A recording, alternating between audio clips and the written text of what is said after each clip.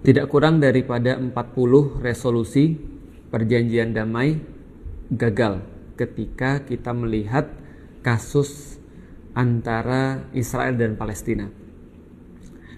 Tapi pada hari ini aku coba akan melakukan sebuah pendekatan yang lain. Teman-teman sekalian tahu nggak?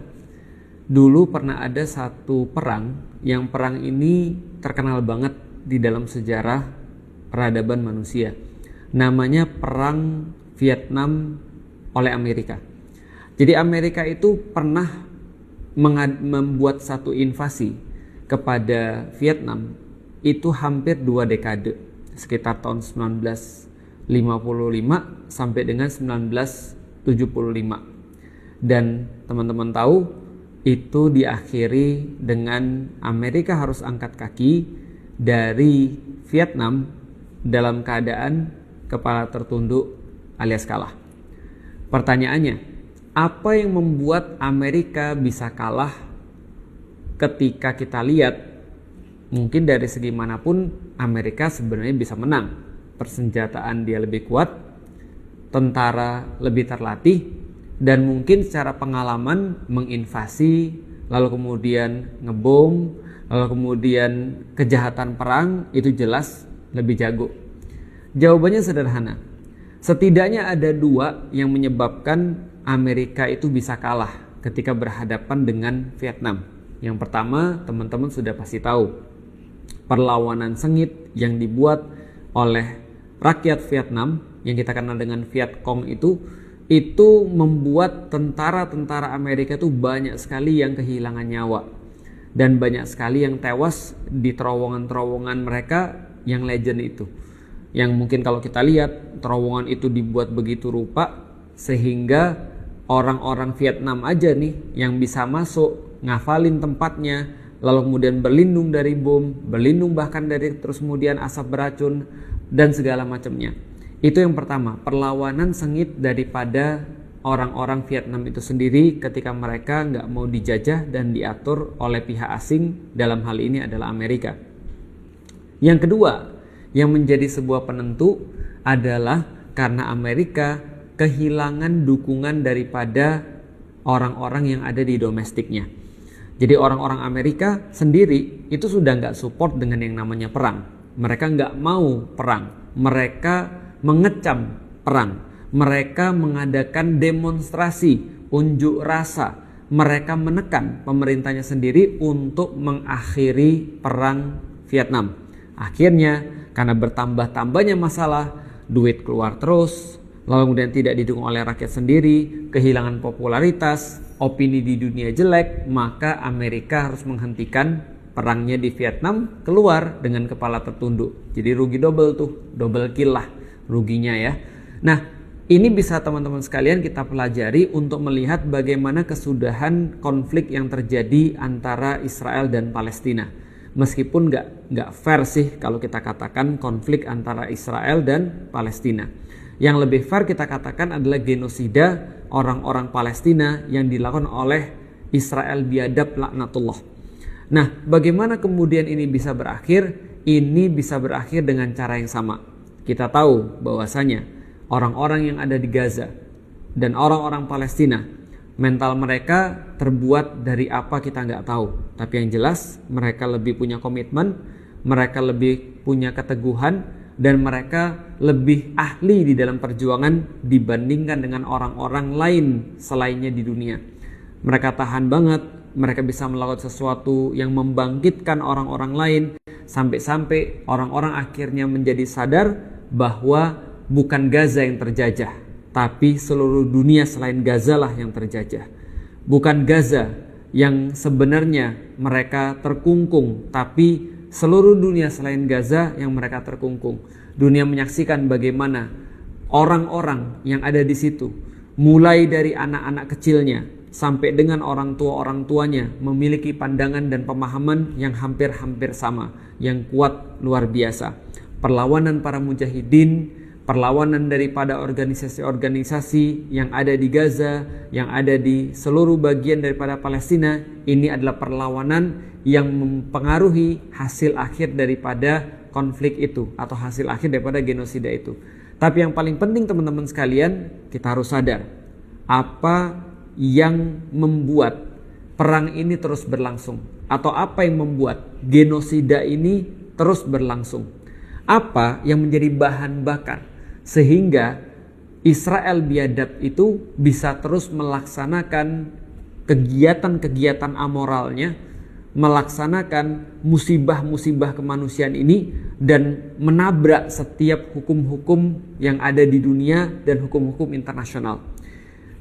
Yang menjadi bahan bakarnya adalah kita.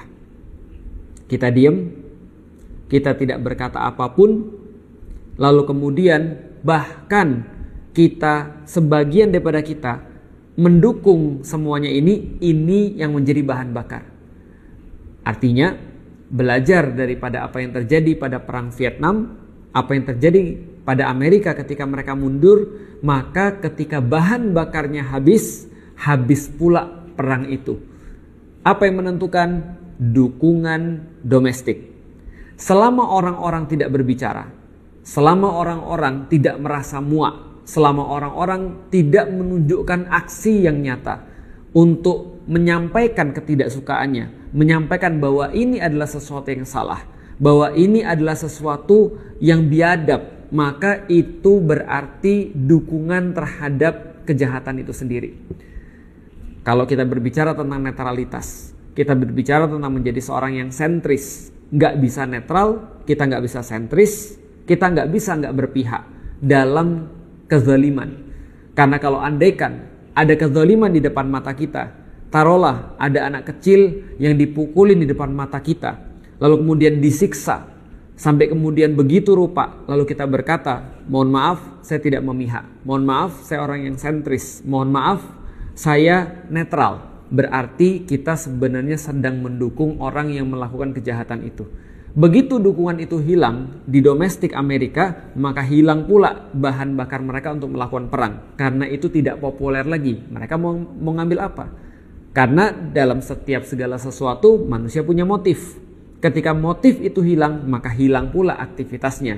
Maka ini adalah possible outcome ketika kita melihat genosida yang terjadi di Gaza pada saat ini. Tidak akan berakhir dia dengan solusi dua negara. Karena kita tahu justru itu adalah masalah di awalnya. Ada negara atau ada satu entitas bangsa yang tinggal di situ, orang-orangnya memiliki tanah sejak ribuan tahun atau ratusan tahun yang lalu, kemudian ada orang yang lain dari luar lalu kemudian memaksa untuk mengambil tanah mereka. Itu adalah problemnya, dan itu tidak akan pernah menjadi satu solusi, tidak akan jadi satu outcome.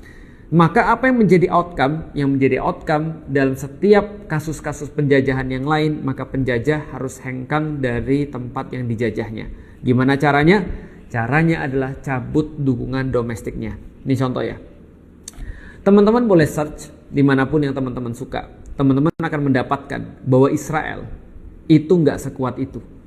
Dia menjadi seolah kuat, invisible, karena dia didukung oleh banyak sekali negara-negara superpower atau didukung oleh orang banyak. Faham? Kejahatan ini terus bisa berlangsung karena dia masih ada bahan bakar, masih ada dukungan. Siapa yang mendukung paling besar? Amerika. Amerika mensuplai 70-80% daripada persenjataan Israel. Mereka mengirimkan setiap tahun yang sudah di state, yang muncul ke permukaan, belum yang nggak muncul, tapi yang muncul di permukaan sekitar 62 triliun per tahun. Kita tahu bahwasanya untuk beberapa tahun ini saja, 2 tahun ini saja, mungkin sudah 5 atau 6 kali lipat yang dikirimkan. Artinya Amerika ini adalah bahan bakar terbesar. Artinya kalau andaikan penduduk Amerika mengatakan bahwasanya kita nggak setuju untuk ngirim ini harus dihentikan. Bahwasanya Amerika ternyata lebih mengutamakan Israel daripada rakyat-rakyatnya sendiri, atau Amerika terlibat tangannya berlumuran darah terhadap anak-anak yang dibunuh di Gaza, maka itu bisa berhenti. Ketika bahan bakarnya berhenti, Israel nggak punya senjata. Karena pemasok terbesar adalah Amerika. Yang kedua, Jerman memasok kapal-kapalnya dan persenjataan-persenjataan yang ada di laut. Jadi kalau saat ini kita melihat ada Freedom Flotilla, coalition yang mencoba untuk menembus barikade lewat laut dan mencoba untuk menembus penjara-penjara pemikiran bahwasanya ide-ide atau kebohongan-kebohongan yang dibangun oleh Israel, narasi-narasi bohong yang dibangun oleh Israel, semua bisa didebunking bahwasanya Israel selalu bilang kami mengizinkan ada bantuan yang masuk. Ternyata mereka sampai di sana dan kemudian mereka nggak boleh bantu dan nggak boleh meneruskan bantuannya yang mereka bawa di kapal itu. Berarti ini adalah menghilangkan seluruh narasi-narasi bohong itu atau menghalau narasi-narasi bohong itu. Dan kalau mereka ini akhirnya ditembak ataupun mereka dihancurkan ataupun mereka dihalangi, maka siapa yang bertanggung jawab? Yang bertanggung jawab adalah Jerman sebagai pemasok barang-barang atau senjata-senjata, kapal selam dan segala macamnya. Siapa lagi? Yang ketiga itu adalah Italia. Ada di situ juga Kanada, ada di situ juga Prancis, ada di situ juga India, ada di situ juga segala macam negara-negara yang lain yang bahkan kita nggak kebayang kok bisa orang-orang ini atau negara-negara ini mereka menyetujui pembunuhan terbesar atau kebiadaban terbesar yang terjadi di depan mata dan terdokumentasi secara lengkap. Ini adalah kebiadaban yang nyata dan mereka mendukung, teman-teman sekalian. Artinya, andai penduduk Jerman, andai penduduk Amerika 1 dan 2 tadi, andai penduduk Prancis, andai penduduk Itali, ada satu yang saya lupa sebutin, penduduk Inggris sebagai juga termasuk dalam list 5 terbesar yang mendukung Israel. Semua penduduknya, semua rakyatnya berkata enough is enough dan berhasil menekan pemerintahnya untuk benar-benar mencabut dukungannya daripada Israel, maka Israel shutdown hari itu juga. Pertanyaannya, seberapa banyak kita bisa menggerakkan orang? Seberapa banyak kita bisa membangun opini? Dalam kasus perang Vietnam tadi, domestik AS, rakyat Amerika perlu 20 tahun untuk bisa sampai pada satu kesimpulan. Mereka jadi waras melihat semua ini. Mereka tahu bahwasanya anak-anak mereka direkrut untuk melakukan suatu kejahatan.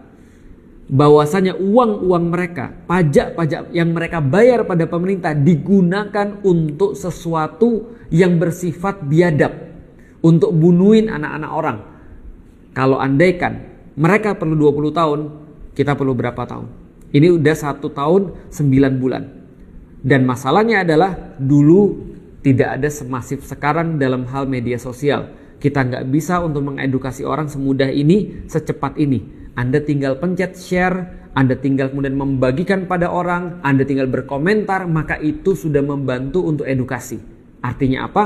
Edukasi itulah yang menjadi kunci ketika orang-orang sudah terdidik, ketika orang-orang sudah sadar, ketika orang-orang sudah tahu bahwasannya mereka punya hak dan harus untuk bersuara. Mereka tidak boleh diam, karena diam itu berarti membantu genosida ini, membantu pembersihan etnis ini, membantu untuk anak-anak mati di depan mata mereka. Bayangkan anak-anak mati di Gaza itu mewakili anak-anak dunia. Maka anak-anak dunia ini paling banyak mati bukan karena penyakit, bukan karena bencana, tapi karena pembunuhan. Maka mereka semakin terdidik, maka mereka tidak akan mau support. Maka mereka bisa menekan negara mereka masing-masing. Amerika, Jerman, lalu kemudian Kanada, lalu kemudian Inggris, lalu kemudian Italia. Ini Anda adalah orang-orang yang paling bertanggung jawab tentang pembunuhan yang terjadi di Gaza. Artinya, kalau mereka bisa sadar, maka pemerintahnya akan kehilangan motif untuk membantu Israel. Maka orang-orang akan lepas daripada sebuah hipnotis. Kok bisa Israel itu berada di atas segala-galanya? Dia boleh membunuh orang atas nama terus kemudian Semit, atas nama antisemit. Dia menolak untuk orang merendahkan sukunya, tapi dia boleh membersihkan suku orang lain. Dia merasa bahwa dia dizolimi, bahwasanya dia itu senantiasa menjadi korban dunia, karena itu dia boleh bunuhin orang lain. Ini semua penjaranya adalah penjara pemikiran.